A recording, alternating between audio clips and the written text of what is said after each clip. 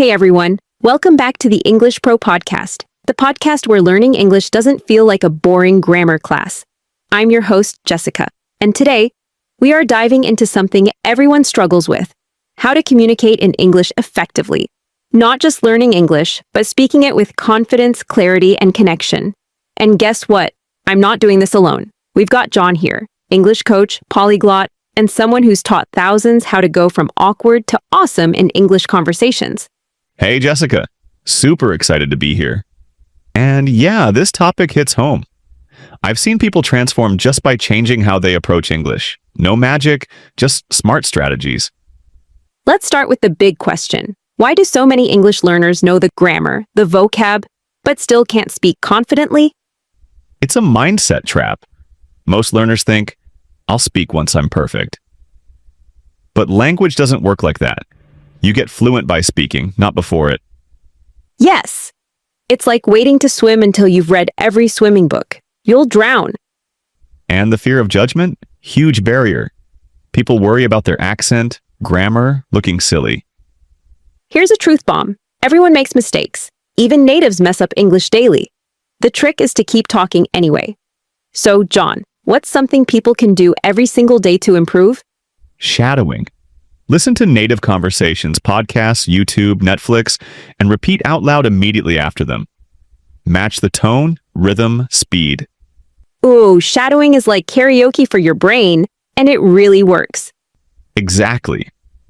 Also, record yourself speaking, then listen back.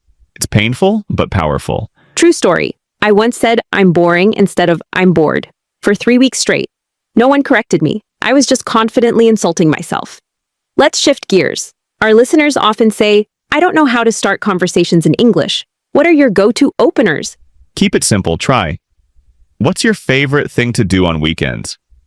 Or, have you always lived here? These are safe, casual, but personal. And remember, asking questions makes you seem more fluent. Conversation is like ping pong, not a monologue. Yes, ask, respond, ask back. That's the magic formula. Okay, big one. How do you stop translating from your native language and start thinking in English? Label things around you in English. Narrate your actions. I'm brushing my teeth. I'm going out. Build internal language habits. Also, limit subtitles. Watch English with English subtitles, then without. Your brain starts to connect sounds to meaning. Let's talk pronunciation. How much does accent matter? Not much. What matters is clarity. You don't need to sound British or American. You need to be understood. Exactly. Focus on stress and intonation. Record yourself saying, I didn't say he stole the money, and notice how emphasis changes meaning. That's advanced, but it's fun, and it makes your English sound natural. Here's the nightmare. You're speaking and suddenly, you forget a word. What do? Paraphrase. Use simple words. If you forget restaurant, say place to eat. Communication is about meaning, not perfect words. I love that. Your goal is to be understood, not to show off vocabulary. One of the biggest changes you can make is building your own English world. Set your phone to English. Follow English creators. Join English-speaking Discord servers. Small daily exposure equals big progress. And speak out loud, every single day, even if it's just to your mirror. All right, John, let's talk about something personal. Shyness. So many learners say, I know English. I just can't say it in front of people. What's the fix? Shyness is natural, but the way to overcome it is through small wins. Start with low-pressure environments. Talk to yourself, read aloud, or speak with someone supportive. True. And I always say, pretend you're acting. Don't be you speaking English. Be a confident version of yourself. Make it fun. Yes, take on a role. It's not fake, it's practice. And when you make mistakes, laugh, own them. Here's a fun challenge.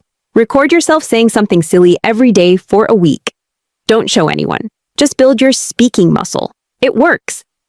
And the truth is, no one is judging you like you think they are. Most people are just happy you're trying. Let's put listeners inside real situations, like ordering food or meeting someone new. These are where confidence really matters. Okay, imagine this. You walk into a cafe. What do you say? Try something like, Hi, can I please get a cappuccino? Simple, polite, and native sounding. Yes. And don't forget the magic phrases. Could you? Would you mind? Can I just ask? These soften your speech and make you sound smooth. Even at airports. Excuse me, where's gate 14? Or is boarding started for this flight? Real-life phrases that give you real power. Let's do a mini role play for practice later. But first, we need to tackle a big elephant in the room. What happens when you just blank out? So, John, what should someone do when their brain just stops mid-sentence? You know the feeling. You're talking and then gone? Silence? That happens to everyone, even in their native language. Here's what you do. Use buffer phrases like, let me think for a second. Or what I meant was. It gives you time. Oh, I love that. It's like using a little pause button. I use so basically all the time to reset my thoughts. And practice filling gaps with confident tones. Even, is okay if your body language is confident. Body language is huge. Smile, use your hands a little, and show you're present. That makes listeners patient and interested. Yes, silence is not failure. It's part of real conversation. Let's end on a high note. Humor. Can non-natives actually be funny in English? Totally. Humor isn't about perfect language. It's about timing, confidence, and being real. Tell a silly story. Use exaggeration. Try funny phrases like, I totally spaced out, or I had a brain fart. They're light and relatable. And even if your joke flops, you've still created a moment. That's connection. Exactly.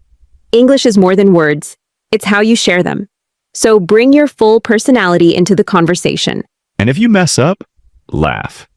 Humor makes everything easier, even mistakes. And with that, you now have the full toolkit to speak like a human, not a textbook. But we're not done yet. John, before we wrap up, what's your one message to everyone listening who wants to speak English like a native? Speak now, not later. Don't wait to be perfect. Every sentence you speak gets you closer. Even if it's messy, especially when it's messy. Your English doesn't have to be flawless. It has to be yours. Speak with courage, learn with joy. And remember, you're already better than you think. Don't miss our next episode. Hit that bell, subscribe, and let us know in the comments. What's your favorite English word and why? We might feature you next time.